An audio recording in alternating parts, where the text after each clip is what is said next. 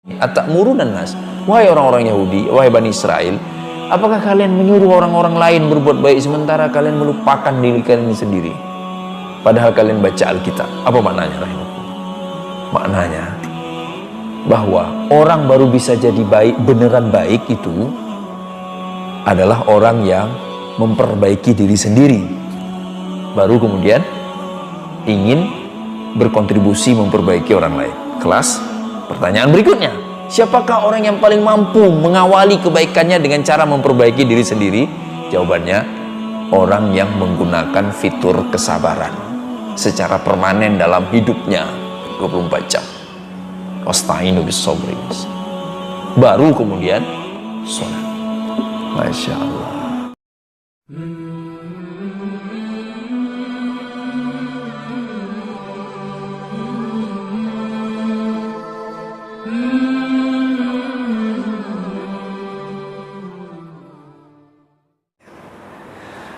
Rahmakumullah.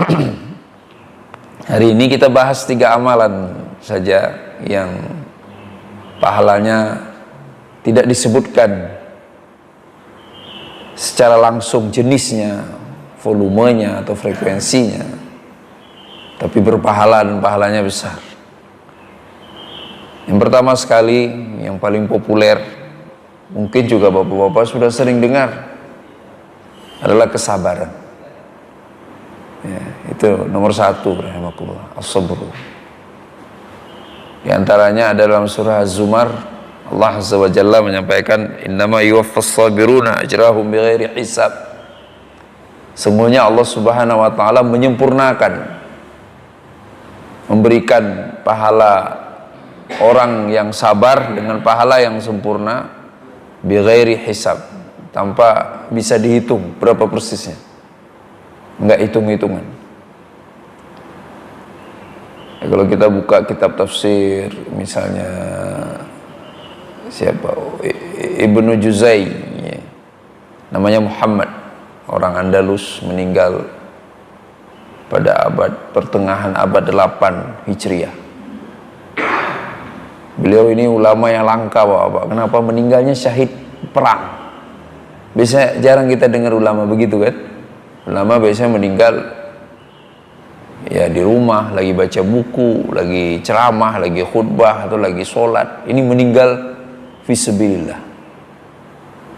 Orang Andalus, orang Spanyol. Beliau menulis kitab tafsir namanya At-Tashil fi Ulumit Tanzil. Ya. Nah, dalam kitab tafsir itu beliau menyebutkan bahwa innama yuwaffas sabiruna ajrahum bighairi hisab. Sungguhnya Allah sempurnakan pahala orang-orang yang sabar tanpa dihisab, artinya enggak hitung-hitungan. Itu maknanya ada 2, rahimakumullah. Yang pertama sekali bermakna bahwa orang yang sabar, orang sabar itu kelak di akhirat, di hadapan pengadilan Allah, dia enggak dihisab. Hisab itu, Pak, bukan dihisab, dihirup, ya kan? Hisab itu hitung, artinya hitungan. Artinya nggak dihitung lagi, nggak dikalkulasikan lagi pahalanya atau dosanya. Udah disempurnakan kebaikannya oleh Allah Subhanahu wa taala, masuk surga. Dan dalam hadis Nabi SAW pernah menyampaikan, orang yang dihisab di hari akhirat itu pasti celaka. Karena ditanyain, Pak, diinterogasi kalau bahasa kita sekarang. Kalau sekarang kan bisa kita selamat dari manusia, bukan? Kan ada orang pakai apalah pengacara yang hebat atau dengan cara apa. Tapi di akhirat begitu Allah bertanya, ya udah celaka berarti kita. Karena Allah bertanya bukan untuk mengetahui. Beda dengan di dunia ini kan, manusia ya, pengetahuannya terbatas. Tapi di akhirat Allah sudah tahu semuanya. Tapi Allah bertanya untuk mengingatkan kita, menyadarkan kita bahwa ini memang karena kesalahan kita sendiri, ya kan? Kalau di dunia kan Proses pengadilan itu sifatnya meminta keterangan, meminta kesaksian. Walaupun bukti-bukti sudah lengkap, tapi kan belum tahu bagaimana keterangannya. Nanti dicocokkan keterangannya dan sebagainya. Karena memang mau hakim, mau siapa juga, manusia juga, makhluk lemah. Tapi Allah enggak. Tapi pertanyaannya, kenapa Allah bertanya? Allah bertanya untuk menyadarkan. Begitu tanya kita langsung sadar. Ya Allah, ternyata emang kita salah. Makanya Nabi mengatakan, yang ditanya pasti celaka. Ya. Nah, orang sabar Bapak nggak akan ditanya, bighairi hisab, nggak dihitung lagi, udah lolos. Itu menurut Ibnu Juzai yang pertama. Yang kedua, rahimakumullah, kata Ibnu Juzai, pahala dari amalan sabarnya itu unlimited, besar sekali pahalanya, bahkan dibandingkan nyaris seluruh amalan-amalan yang lain. Bagaimana caranya kita mendapatkan penjelasan? Tiba-tiba ada sebuah amalan, bukankah sholat, ya kan? Bukankah rukun Islam puasa, zakat, haji, bukankah itu harusnya amalan yang paling utama? Kenapa tiba-tiba yang amalan yang gak dihisap itu, yang besar sekali pahalanya, yang disempurnakan pahalanya adalah kesabaran? Jawabannya, karena kalau kita buka Al-Quran Karim, semua kebaikan itu kuncinya ada pada kualitas kesabaran. Wasta'inu bis-sabri was-salah. Pernahkah kita sesekali bertanya, ya Rabb, kenapa minta tolong dengan kesabaran dan sholat? Kenapa nggak dibalik ayatnya? Kenapa nggak minta tolong dengan sholat dan kesabaran? Kenapa Allah dahulukan sabar daripada sholat? Yang nggak sabar nggak akan sholat, ya kan, rahimakumullah. Sholat dan juga semua jenis ibadah-ibadah yang lain nggak ada yang selalu menyenangkan, Bapak-bapak. Nggak ada. Nggak ada yang selalu mengenakkan, selalu mudah untuk dilakukan, selalu ringan, itu enggak. Pasti ada momen-momen tiba-tiba sebuah ibadah yang biasa kita lakukan itu berubah menjadi berat. Sholat, memang kita udah sering sholat, tapi ada momennya. Lagi gerah, lagi capek, lagi berkeringat, berlumpur kalau perlu, karena mungkin di ladang atau di sawah. Azan asar, ya, biasanya ringan, mudah, tapi hari ini terlambat sampai ke rumah. Berniat, insya Allah jalan pulang, nanti sholat, mudah-mudahan sampai ke rumah jam 4:30. Nggak nyampe, lihat jam, udah mau maghrib, setengah jam lagi, belum asar. Badan lelah, kotor dan sebagainya, jadi berat. Kalau nggak sabar, udah nggak mau sholat, tar aja. Kalau sabar, sholat, bertahan, ya udah, cek, kan nggak najis, cuma lumpur. Keringat nggak najis, tanah nggak najis, ya kan? Tanah itu istimewa Bapak-bapak bagi umat Islam ini. Cuma umat Islam tok yang tanah itu suci. Maka kita boleh sholat dimanapun. Kita bebas Pak, enak sekali kita. Misalnya nggak ada duit nih, kita lagi paceklik, nggak ada duit mau bikin masjid, ya udah, tandain aja, kita kasih tiang di sudut-sudut, ini masjid ya, udah, bisa sholat tahiyatul masjid, padahal nggak ada bangunannya. Khusus umat Islam, umat lain nggak boleh begitu. Ya. Nggak cukup sampai di situ soal tanah. Nabi SAW pernah menyampaikan tanah itu baik, tanah itu menyembuhkan, Pak. Menurut Nabi alaihissalatu wassalam. Nah kalau nggak sabar, tadi si bapak petani itu, pasti nggak akan sholat.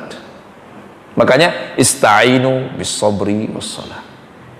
Apapun rahimakumullah dalam hidup ini kita duduk ini Mbak, mulai dari saya aja dulu, nggak enak kalau mulai dari bapak-bapak.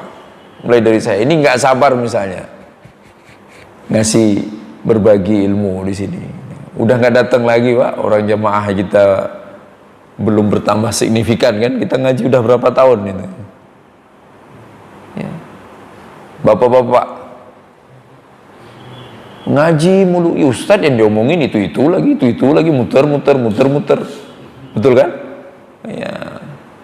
Nggak sabar, nggak ngaji lagi Pak ya, pasti itu. Kita pulang ke rumah, istri secantik apapun, wajahnya kan nggak berubah-ubah, begitu-begitu aja wajahnya.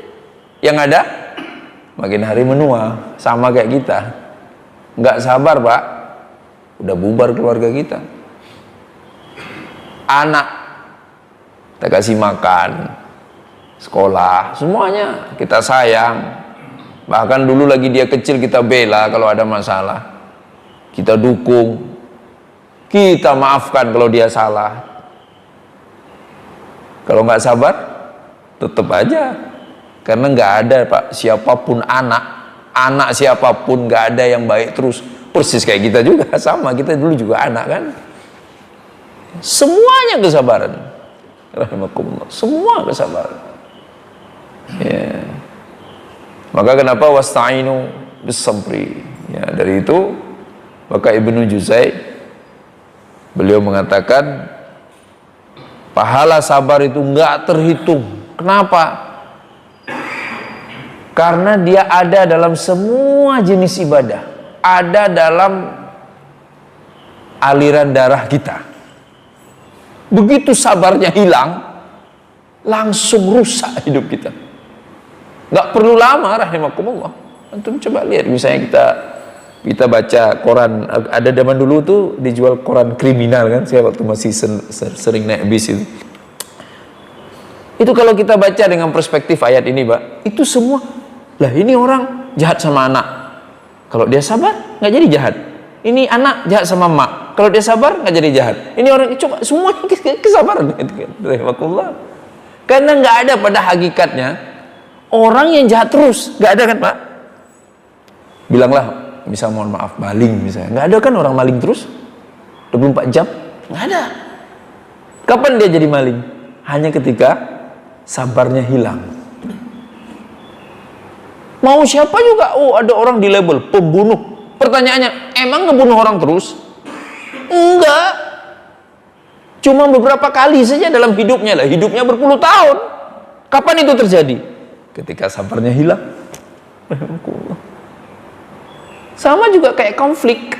Kalau kita jujur Bapak-bapak, lihat dengan mata yang jernih, objektif ya kan? Kapan terjadi konflik? Ketika sabarnya hilang juga sama. Karena aslinya kita hidup lebih lama damainya, lebih lama akurnya dibandingkan konfliknya. Soalnya ya kayak keluarga itu, kadang-kadang mereka datang konsultasi, Ustaz kita ini ribut terus Ustaz di rumah, ribut terus katanya. Saya tanya, enggak ribut terus, ini startnya ada nih, cuman jadi mereka udah hidup misalnya 20 tahun, itu ributnya baru setahun terakhir. Itu pun setahun terakhir itu enggak 24 jam ribut terus, ada momen-momennya tertentu saja.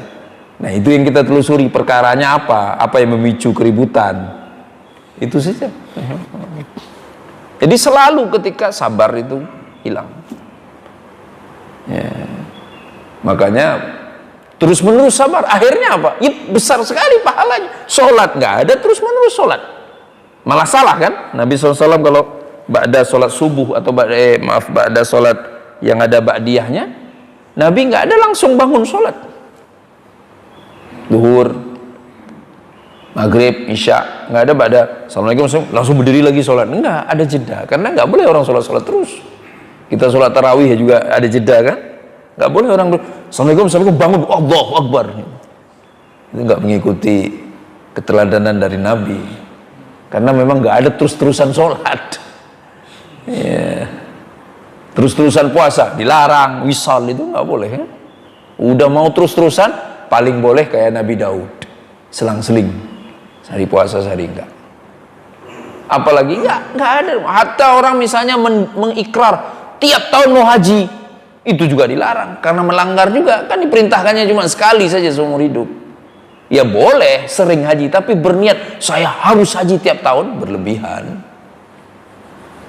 Ya, tapi sabar harus mengalir dalam darah kita, dipermanen, jangan sampai hilang. Maka itu jadi besar sekali pahalanya itu, gak habis-habis. Jadi sepanjang hayat kita begitu, sejak kita balik, begitu kita mulai bersabar, maka sejak itulah kita akan aman.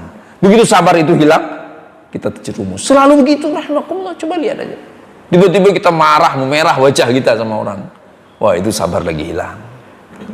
Tiba-tiba lisan gak terkendali, sabar lagi hilang. Tiba-tiba hati berpikir buruk, berburuk sangka tentang orang lain, sabar jadi hilang.